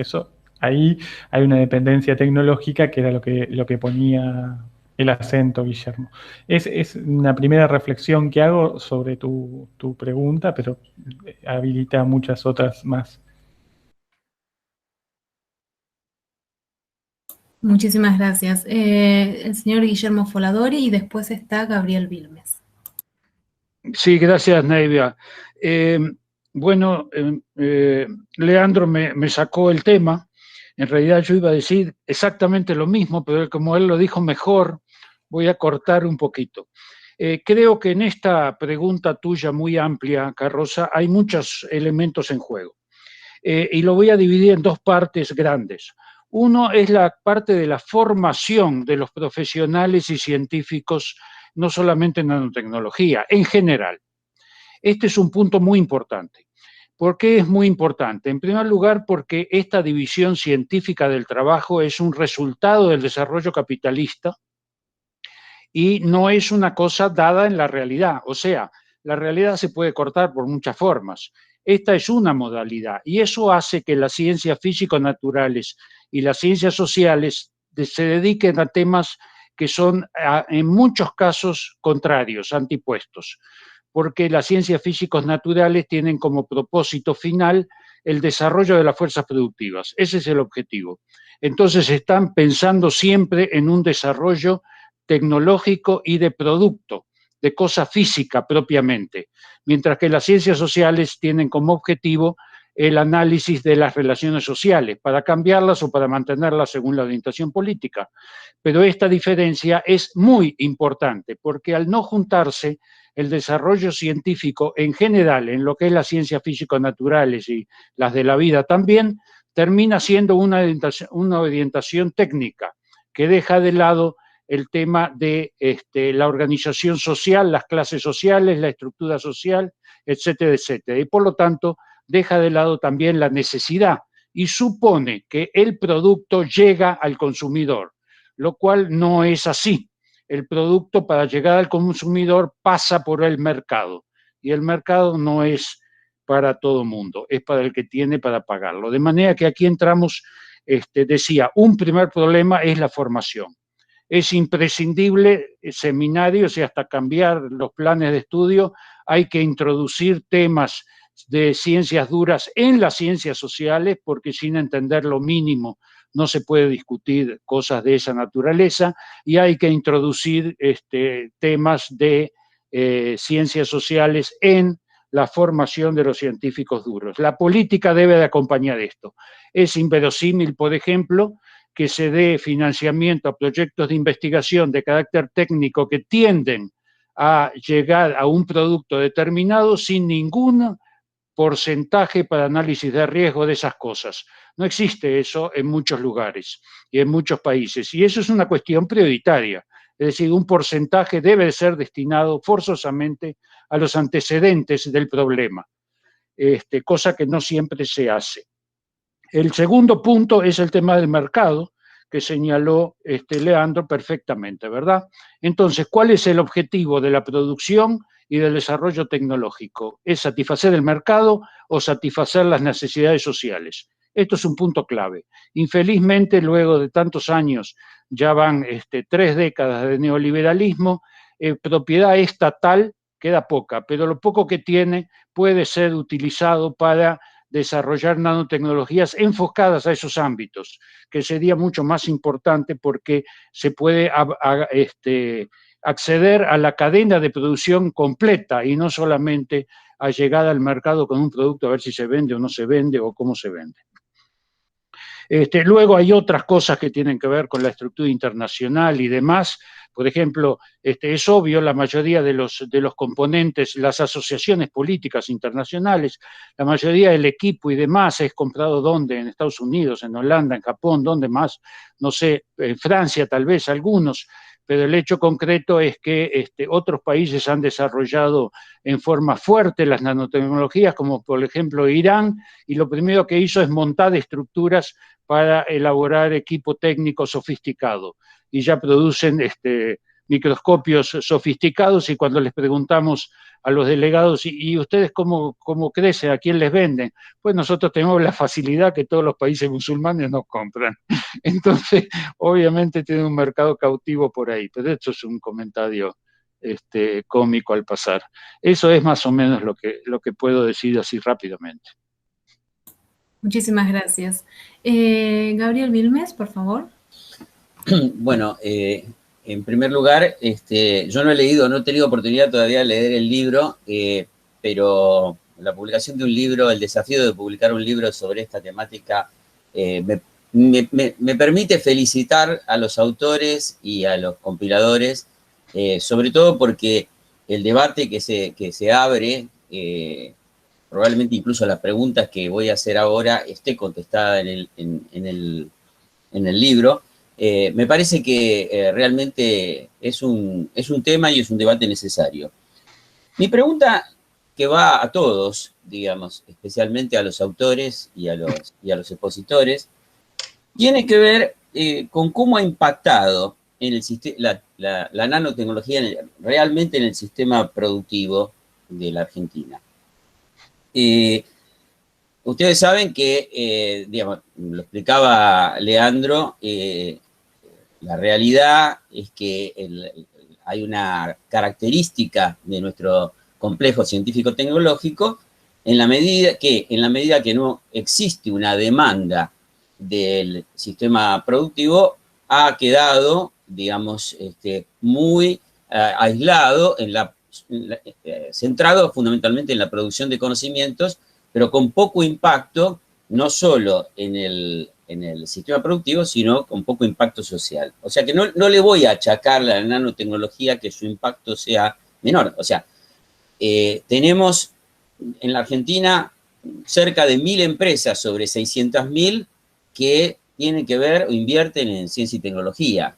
O sea, extremadamente poco. Y de esas, Leandro recién mencionaba, hay del orden de 50 y pico, según los datos que figuran en el libro, que se dedican a la nanotecnología. Pero por otro lado, en el sistema, en el complejo científico-tecnológico, desde hace más de 20 años, ha sido uno de los grandes caballitos de batalla, digamos.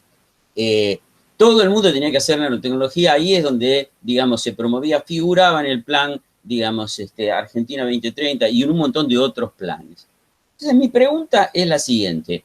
Insisto, no creo que la problemática de cualquier tecnología en la Argentina tiene que ver con el sistema productivo, la estructura del sistema productivo y el modelo de país, esto ya se explicó, y a partir de ahí la demanda, digamos, de ciertas tecnologías es casi nula, digamos. Pero mi pregunta va a esto. Siendo que de alguna manera hubo una altísima promoción, incluso con la propia creación de la FAN, fondos importantes para el desarrollo de la nanotecnología, más que el de otras tecnologías, digamos, en estos 20 años, y que el impacto es pobre, digamos, ¿ustedes consideran que hay aspectos particulares, pensándolo como una experiencia, ¿no? Digo, hacemos promoción, se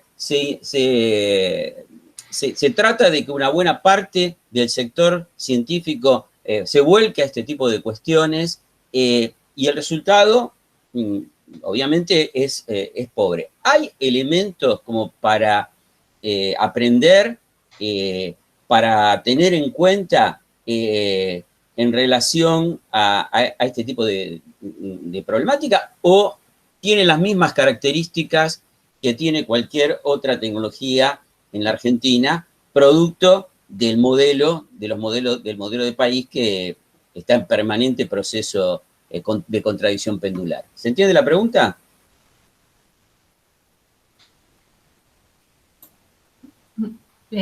Muchísimas gracias.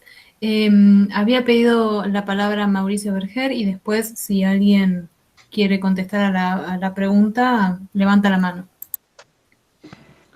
Bueno, muchísimas gracias por las 3 comentarios y presentaciones que realmente nos honran, no solamente a los compiladores, sino a los autores, las y los autores, Y bueno, tengo anotadas muchísimas cosas que probablemente sean para otras rondas de preguntas y de comentarios, ¿no? Pero no me quería perder esta porque me parecía muy importante y disparadora de algunas cuestiones, ¿no?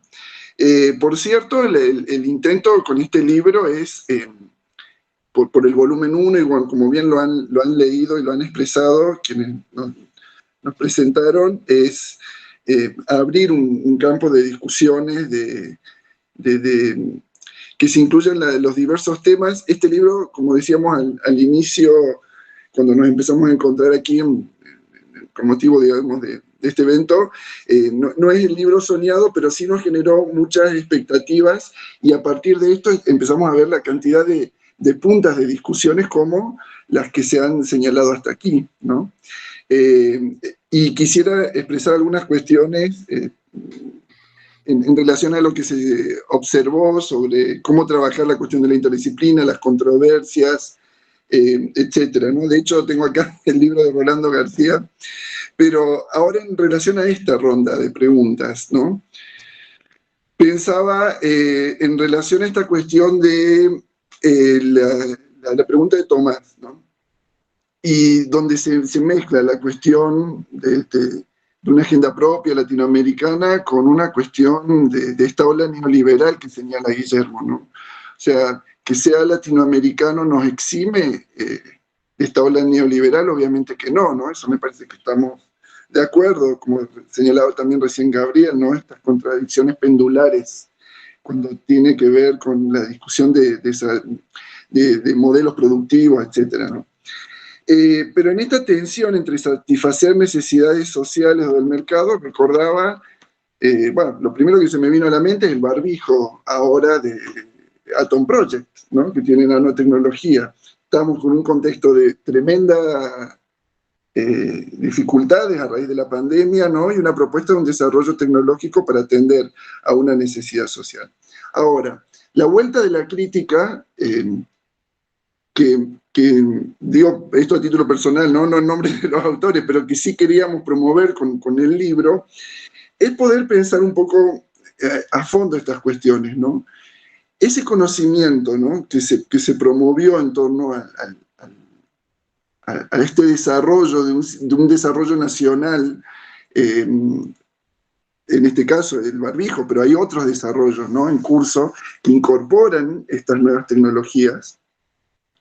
Es como que lo asumimos, lo aceptamos, lo celebramos, es el barbijo más comprado, hay filas para comprar, hay barbijos truchos también que imitan a ¿no? Pero hay algo que yo veo que se pierde y que tiene que ver con esta muy bajísima participación ciudadana, muy bajísima alfabetización tecnológica de la ciudadanía en general y alfabetización ciudadana de quienes hacen los desarrollos tecnocientíficos, ¿no? En el sentido de, bueno, poder pensar, esta propuesta de una tecnología atiende una demanda social y puede llegar a generar otros posibles riesgos, ¿no? Ustedes saben que el tema de las máscaras con nanopartículas han generado, bueno, por un lado, todo promesas de desarrollos en muchos países, pero también han sido prohibidas por agencias regulatorias, ¿no? En algunos casos, ¿no? Como en Canadá, por ejemplo, o ahora en la Comunidad Europea también a raíz de las prohibiciones que hubo de máscaras con grafeno en Canadá. Como para dar algunos ejemplos, ¿no? Esta cuestión de la discusión entre una ciencia de la producción o que se alienta en las cuestiones de la producción y una ciencia de los impactos o de atender a los riesgos, ¿no? Mi posición no es para nada antitecnológica, pero la idea esta de pensar nanotecnología y sociedad es precisamente poder pensar en las coordenadas de un sistema social y en esa complejidad, ¿no? No es solamente el desarrollo del producto o del proceso productivo que incorpora, ¿no? la nanotecnología, sino también atender a sus posibles efectos.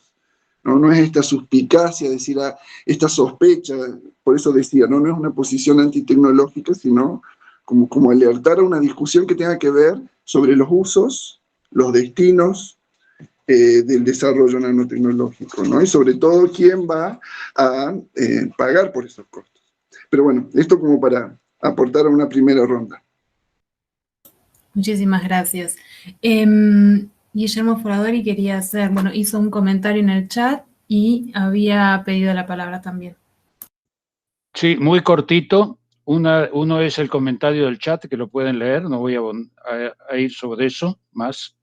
Y luego sobre la pregunta que hizo Gabriel.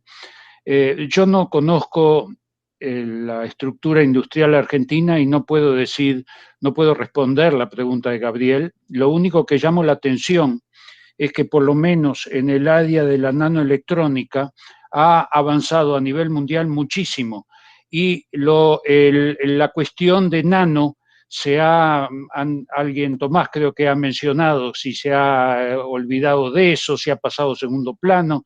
Hay un problema terminológico y es que lo nano efectivamente levantó algunos cuestionamientos en varios sectores, pero el hecho concreto es que eso existe en forma muy presente, y si ustedes ven el desarrollo de lo que se llaman nanosensores, todos los sensores de hoy en día en todas las áreas de la tecnología son básicamente nano en todos los sectores económicos.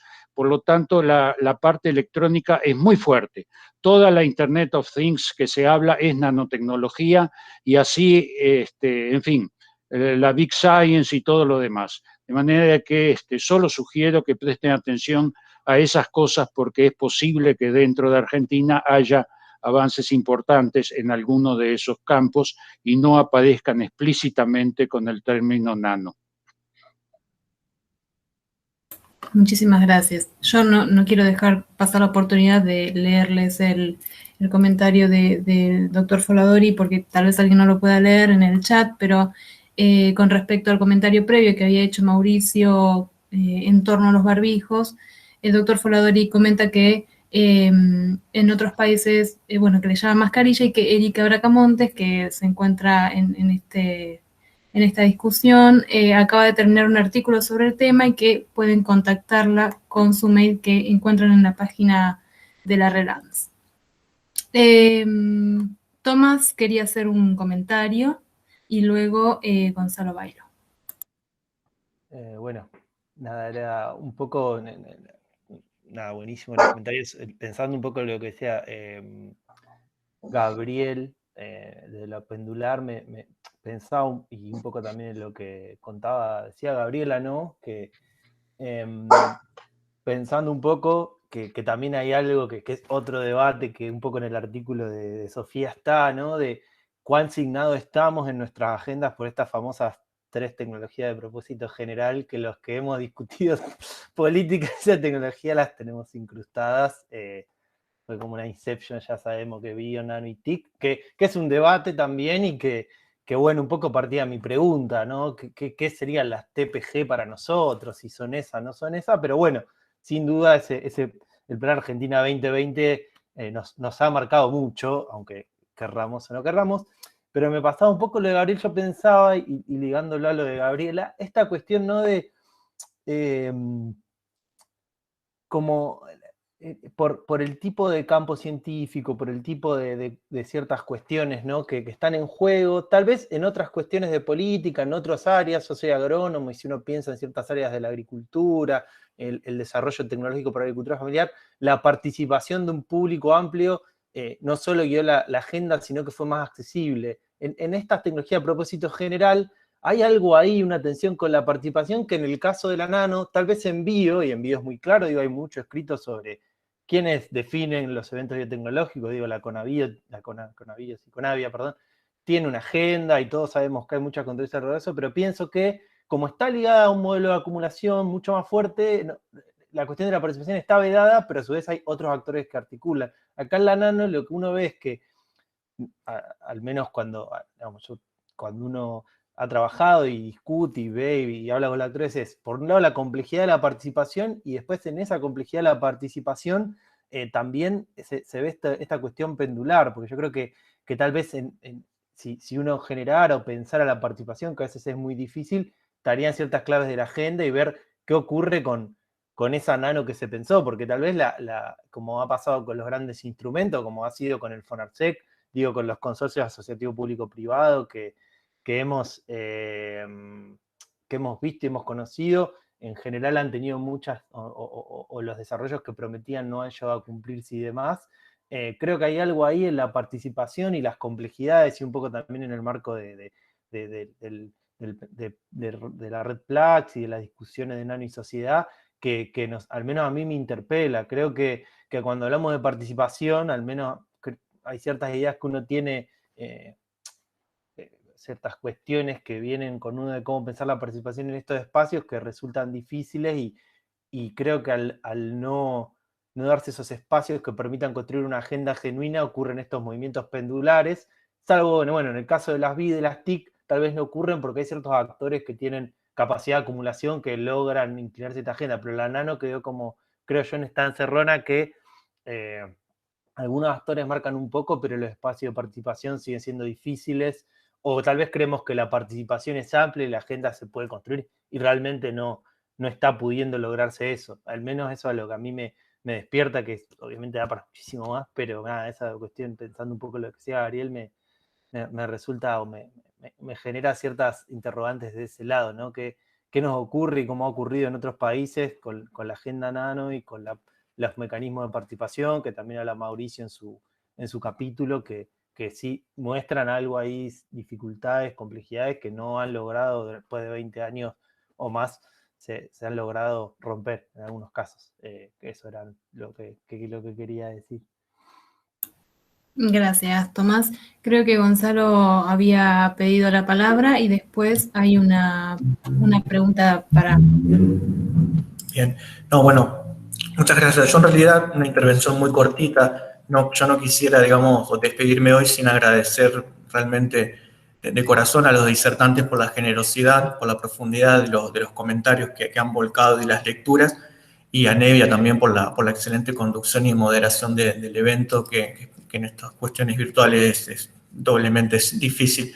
Yo lo único que quería decir ahí, justamente relacionado con este agradecimiento, es que uno de los objetivos que nosotros tratamos de mantener, por lo menos no solo yo a la hora de escribir el texto, desde una disciplina que tal vez no es la mejor, a veces el derecho para trabajar estos problemas, y en el articulado en general era justamente ese interés de reconocer el trabajo previo de todos esos expertos y actores que provenían de los estudios sociales, de la ciencia y la tecnología, las ingenierías, la sociología, las ciencias políticas, justamente las tres personas que nos dieron, digamos, el gusto hoy de escuchar, justamente son parte haciendo el juego con el derecho de esos constituyentes, ¿no? En términos constitucionales, de esas personas que escriben textos o formulan ideas que uno está llamado a interpretar cuando se mete en estos temas. Entonces yo quería no solamente, digamos, reforzar ese agradecimiento, sino también decir que era necesario que la obra tuviera ese reconocimiento previo, esa bibliografía, ese trabajo y ese esfuerzo previo de todas esas disciplinas, de todos esos actores.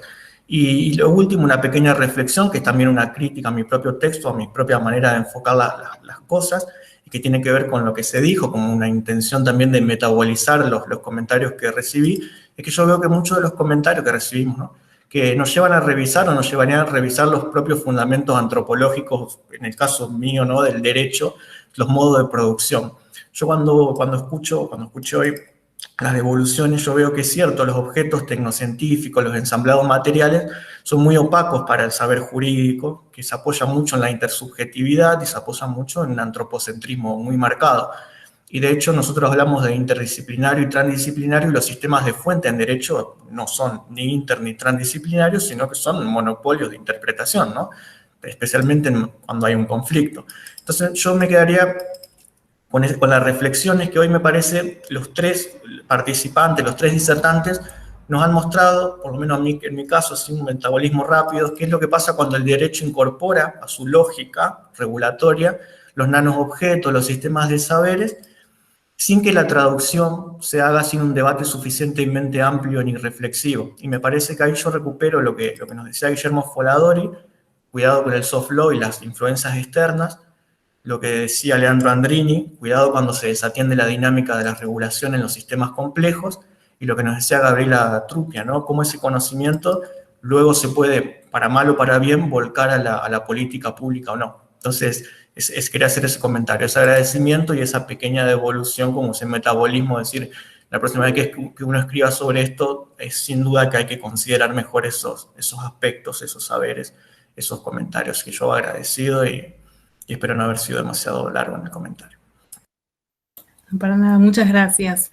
Hay una pregunta de Mónica Ansaldo para Tomás, y Mauricio también ha vuelto a pedir la palabra. Propongo que podamos conocer la pregunta de Mónica. Ella pregunta: ¿qué opinión tenés, Tomás, de la trayectoria de lo nanoagro y nanoalimentos en América Latina? Y después le cedemos la palabra a Mauricio. Tomás. Bueno, está buenísima la pregunta y creo que también si Guillermo después quiere hacer algún comentario, que él también está y sabe mucho de este tema. En mi caso, nada, yo siento, al menos en Argentina, está mucho más amparado en promesas y en propagandas que en productos reales. Digo, hay una sola empresa que promociona productos nano. Lo nano aparece ahí como una propaganda. Si uno viera, en Argentina hay como un fuerte, lo llaman periodismo agropecuario, que es muy asociado a las grandes empresas del sector agroalimentario, que usan la nano a veces como una especie de propaganda, de innovación y demás, pero al menos en lo que a mí me ha tocado ver, y tal vez hace un tiempo que no vuelvo a ese tema, no ha habido o no ha tenido grandes contribuciones, al menos en términos, y esto un poco lo que decía anteriormente, formales de poder dar nanoagro. Hay algunas cuestiones, hay algo de investigación más básica, y lo que se llama investigación básica, pero tal vez está usando lo que son componentes en términos reales nanotecnológicos en algunas industrias, pero está invisibilizado. Esa era un poco mi pregunta, y que me acuerdo en el seminario anterior era como si la nanotecnología, entre comillas, estaba desapareciendo, ¿no? Con su acepción molecular y su acepción de la agenda. Tal vez si Guillermo quiere agregar algo de algunos mails que hemos siempre intercambiado, me hemos preguntado y demás, estaría bueno también escucharlo un poco a él, que ha seguido un poco más y sabe más que yo de esto, qué opinión le trae respecto de la agenda, sobre todo de lo agroalimentario, que es tan central en la región, ¿no? Y cómo se ha convergido, ¿no? con lo nano. Bueno, usando mi tiranía y mi prerrogativa, le voy a ceder la palabra a Guillermo antes que a Mauricio para que pueda completar la idea, y después sí vamos con la pregunta de Mauricio o el comentario. Guillermo. Muy cortito. El grupo AMAGI en Brasil tiene 300.000 hectáreas, muchísimas de ellas con agricultura de precisión. No dudo que sea básicamente nano. Esto para Mónica y para todos. Es muy importante y es uno de los grupos más fuertes del país, pues tal vez el quinto en cantidad de hectáreas que trabaja, o el cuarto en cuarto lugar. Todo de las mismas familias. Bueno, muchas gracias. Mauricio. Bueno, por supuesto que hay muchas cosas para decir, pero en relación a lo que veníamos discutiendo, recordaba también el contexto en Argentina, el debate por la ley de economía del conocimiento, ¿no? Lo que me quedó en claro, y esto lo digo también como provocación a un debate colectivo que estamos teniendo acá, ¿no? Es que el modelo que se perfilaba ahí es de esto, una economía sin una sociedad del conocimiento.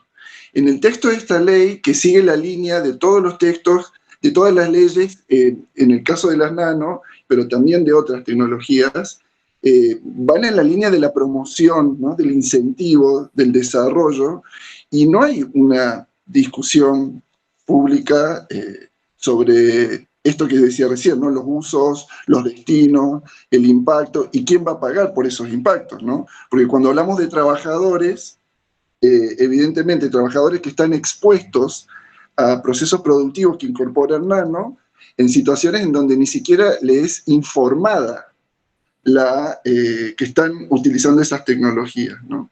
Entonces, en ese sentido, la cuestión crítica, ¿no? Pensar, no puede haber una economía del conocimiento sin una sociedad del conocimiento, entendiendo estas cuestiones ahí. Y en relación a esta cuestión de las normas voluntarias, fíjense que situaciones que yo no les llamaría, tal vez serían contradicciones para usar ese concepto, pero me parece más como paradójico. Yo participé haciendo investigaciones del Comité de Nanotecnología del del IRAM, que es el Comité Local de las Normas ISO, ¿no? Hacen la traducción de las normas ISO en esta tendencia de soft law y de normas de adopción voluntaria que se pagan. Y lo digo, me ha parecido el espacio más interesante, interdisciplinario, porque en ese espacio han estado sentados investigadores y nanotecnólogos de universidades públicas y de centros de investigación públicos, y también de agencias reguladoras como la ANMAT y la Superintendencia de Riesgos del Trabajo. Interesantísimo el nivel de discusión en un contexto de traducción de normas ISO, ¿no? O sea, que hay varias cuestiones que van ahí transversales. Pero lo que quería decir es esta cuestión. Había una discusión, en esa sesión estábamos tratando la traducción de una norma para la protección de la salud de trabajadores expuestos, ¿no? Una norma de salud ocupacional. Y uno de los representantes de la Superintendencia de Riesgo de Trabajo planteaba esto. ¿Qué exigibilidad jurídica tendría? Porque el Estado no ha elaborado normas propias de salud ocupacional para cuestiones de nanotecnología. Entonces, ante esa falta de elaboración de normas propias, que también es una elaboración de un conocimiento, ¿no?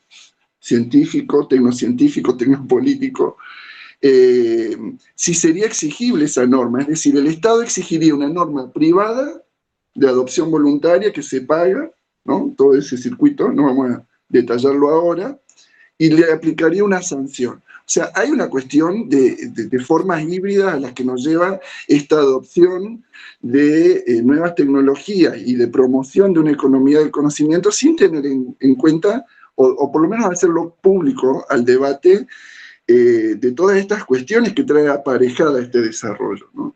Eso me pareció muy interesante para pensarlo y para traerlo a discusión, ¿no? ¿Qué es lo que se juega?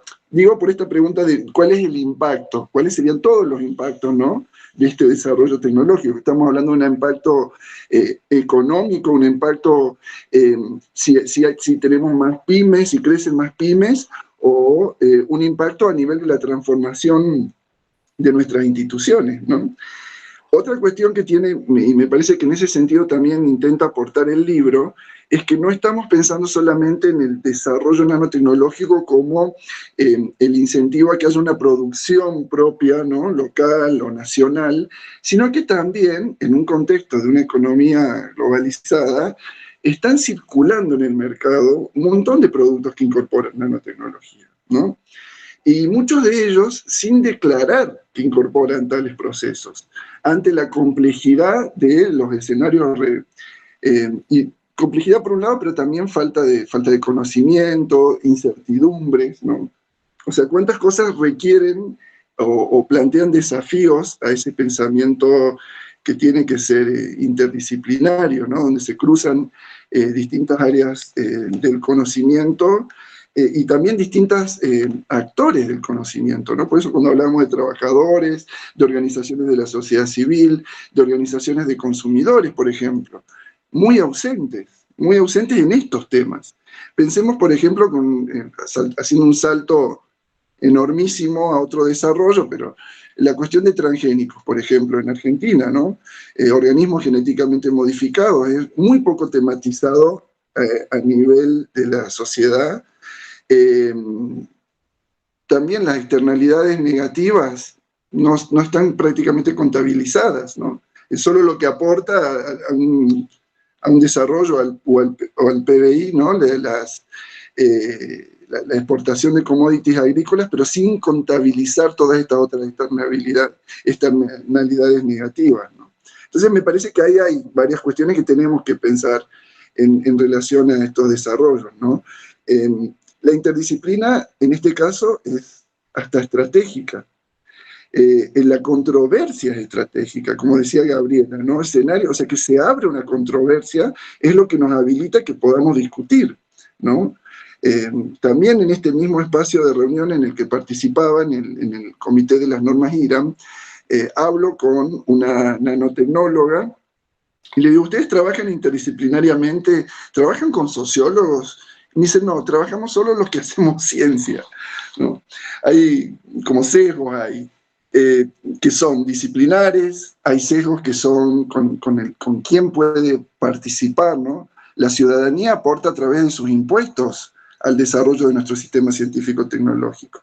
Para eso es buena, pero para discutir sobre esto que decía, usos, destino, regulación, parece que no lo fuera tanto, ¿no? Y en ese sentido, Gabriela, me gustó mucho lo que dijiste de las jurisdicciones. Vengo de participar en un evento donde un académico, y con esto cierro ya, un académico de las ciencias sociales es el director de nanotecnología de la OCDE, nada más ni nada menos. Y ha acuñado el concepto de jurisdicciones epistemológicas.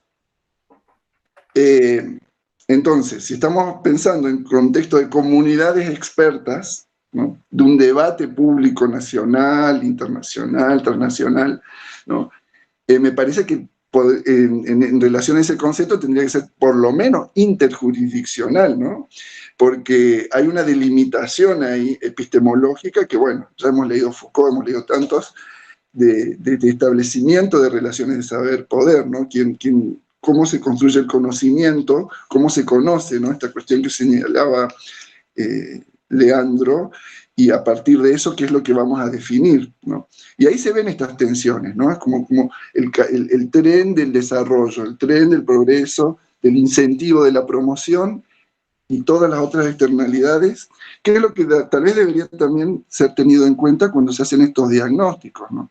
No solo en relación al éxito de las experiencias, de los emprendimientos, sino también, bueno, con esta perspectiva más amplia, ¿no?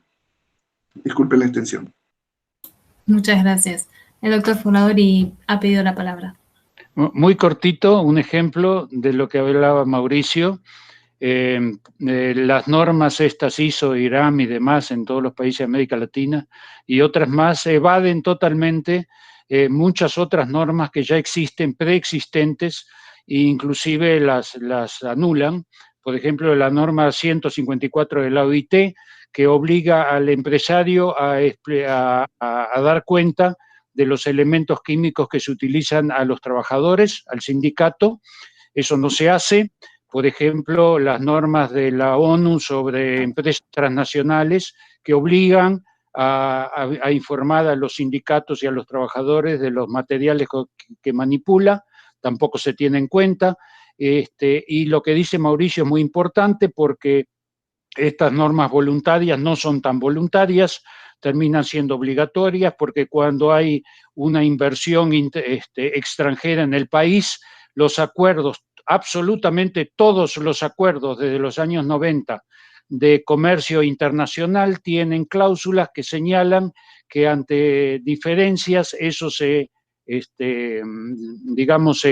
va a una jurisdicción internacional, que son juicios privados y donde el único criterio son las normas internacionales. También para la Organización Mundial del Comercio, los únicos criterios aceptables son los de la ISO y otros internacionales. Por eso aquí, Gonzalo, necesitamos abogados de todos los campos y expertos en las diversas áreas. Solo eso quería señalar.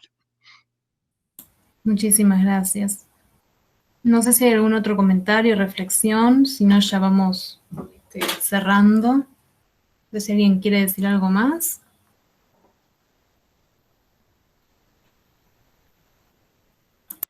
Puedo, una sola cuestión nomás. Y nos hacen falta también economistas de las nanotecnologías. Esto fue algo que surgió en la primera presentación que hicimos del libro, ante una pregunta que hubo en el público sobre, bueno, ¿cuál es el valor de la nanotecnología? Me parece que tiene que ver con estas cuestiones que estamos colocando acá, ¿no? Como pregunta. Y sería bueno saberlo, ¿no? Sería bueno saberlo. Eso quería agregar. Gracias. Leandro. En cierta medida lo que acabas de decir, Mauricio, va en respuesta a lo que preguntaba Gabriel hoy, que queda allí en la nebulosa y para un debate, y es un debate muy importante.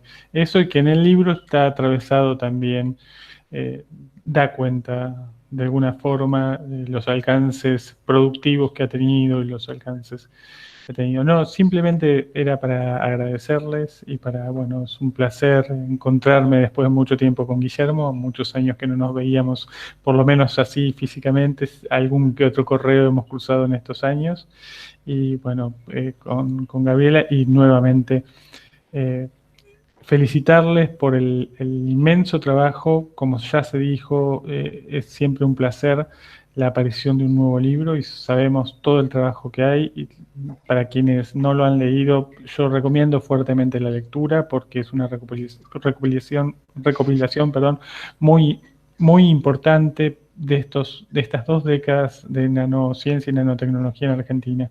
Felicitaciones y muchísimas gracias por hacernos partícipes de esto, al punto que Tomás tuvo un lapsus hoy y dijo: lo van a responder los autores, por nosotros que no somos los autores, somos los convidados aquí para festejar esta maravilla que es la presentación de un libro. Yo voy a interrumpir, Nevia, quiero agradecer. Adelante. Bien.